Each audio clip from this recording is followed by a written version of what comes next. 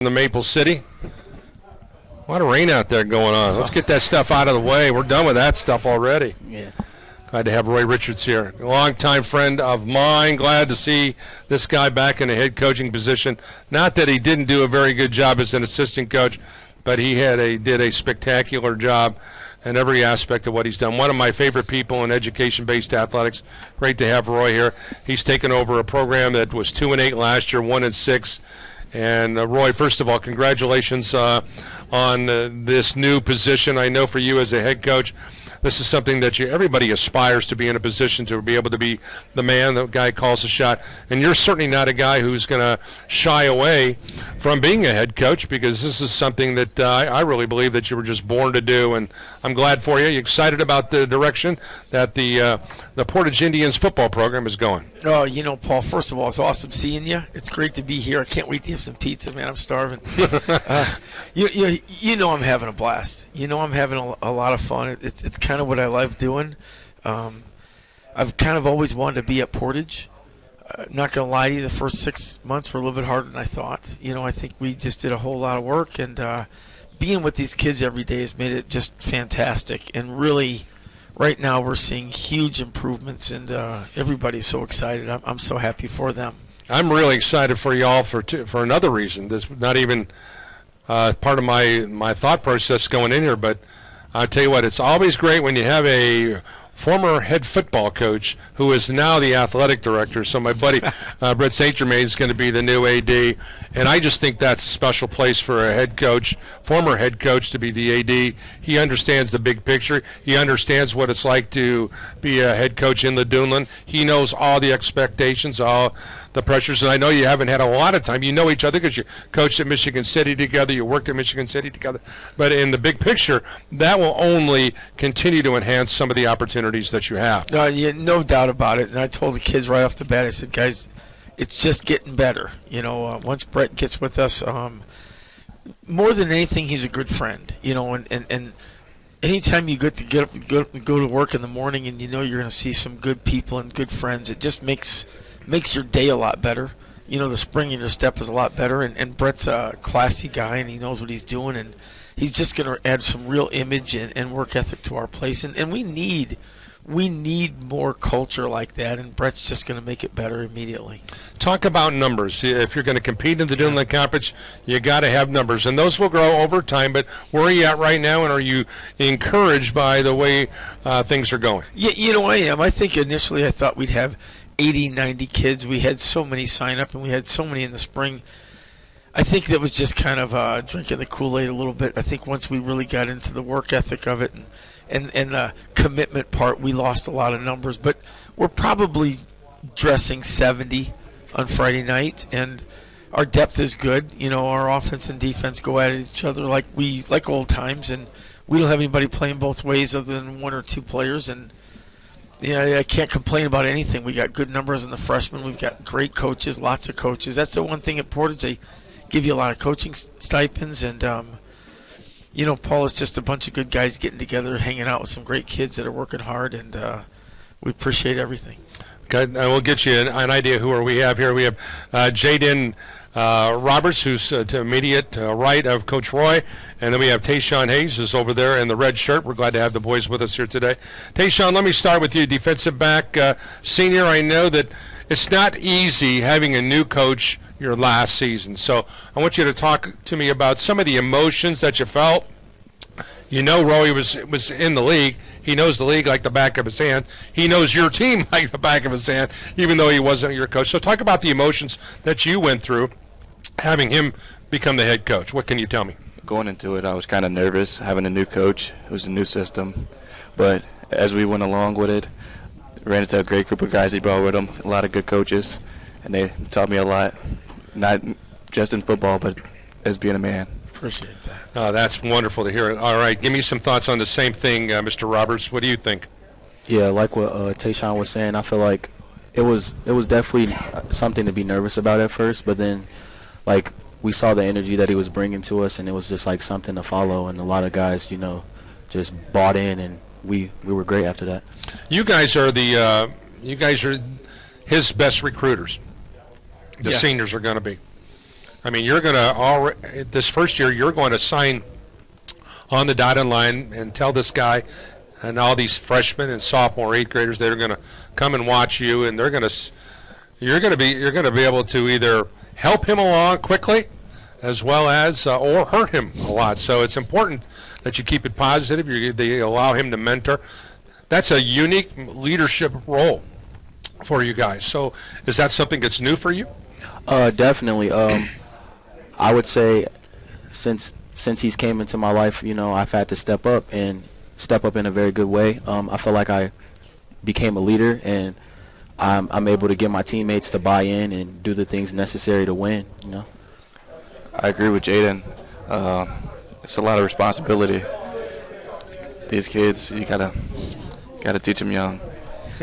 I agree. Roy couldn't have been. It's like you got two good guys here who really got their acts together, right? Paul, there's no doubt about it. And we could have brought a lot of kids, and we got some great ones. And I've talked to a lot of coaches in the region, and they're all like, "Boy, we know you're in a tough situation. We know things." I don't think they realize how good it is.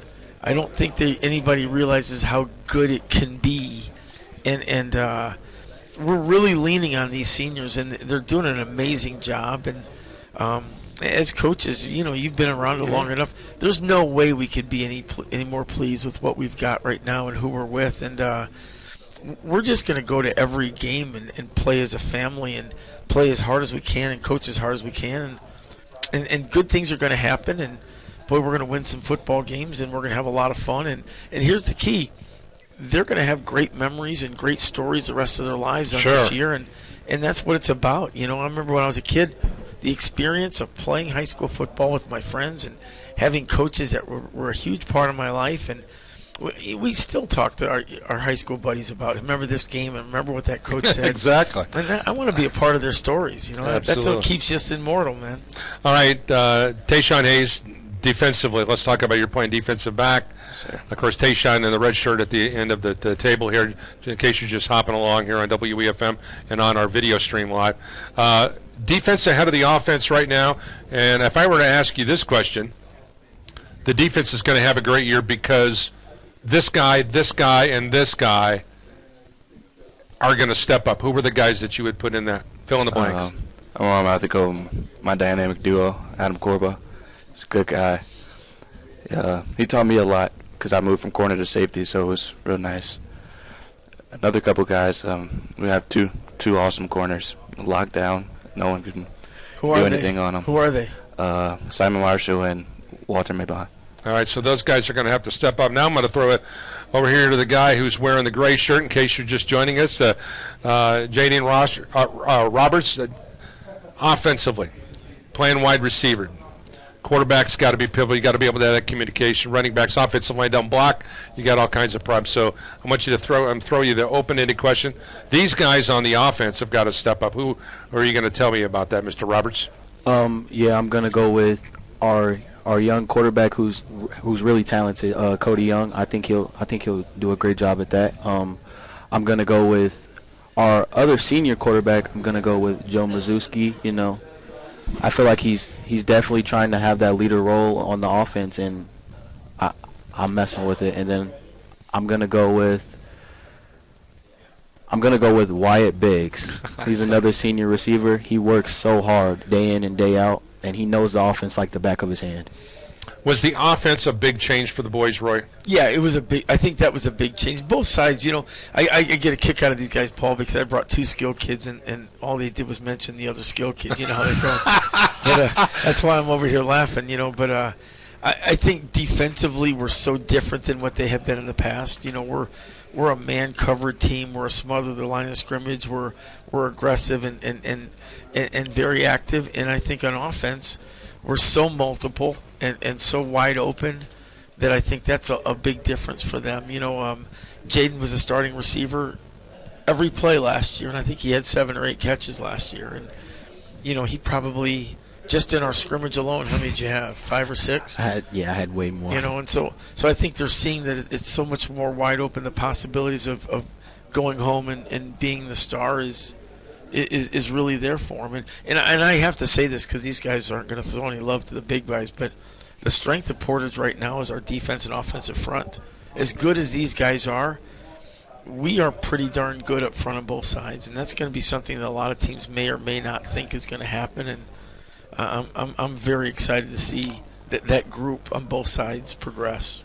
Roy, you know as well as I do that this is a league that takes no prisoners. Right. The margin for error is very, very slim. Correct. One bad play, you're out, and you've seen it time and time again. Absolutely. So talk about getting these guys in a positive mindset, growing up in a league that is so unforgiving. Well, and you're right. And I use a lot of stories about when I was at City, and we talk about next play. We don't worry about what just happened. Sure. As a group, as a family, as a team, all we do is concentrate, and we work really hard together on the next play. And we're trying to be more positive. We're trying not to emphasize on some of the things that have kept us down or some of the hurdles that we've had to jump over. We've talked about, look at the gains that we've made and the strides that we've made, and look how much improvement of different players. But you're 100% correct, and I think that's why in this league, as dynamic as you can be, as athletic as these guys are, and as wide open as we are, if you don't have the consistency up front to be able to do things over and over and over again, you're not going to survive in the Duneland. So we worked really hard at that, and I think people that come out and watch us play are going to be very surprised, and probably pleasantly surprised and impressed at how hard our guys up front work. The Tribe will open up at Hammond Morton, and then they go into a home game, potentially against the best team they will see all year. Yeah. I know that you guys may not know a lot about the Northwood Panthers, but they are loaded.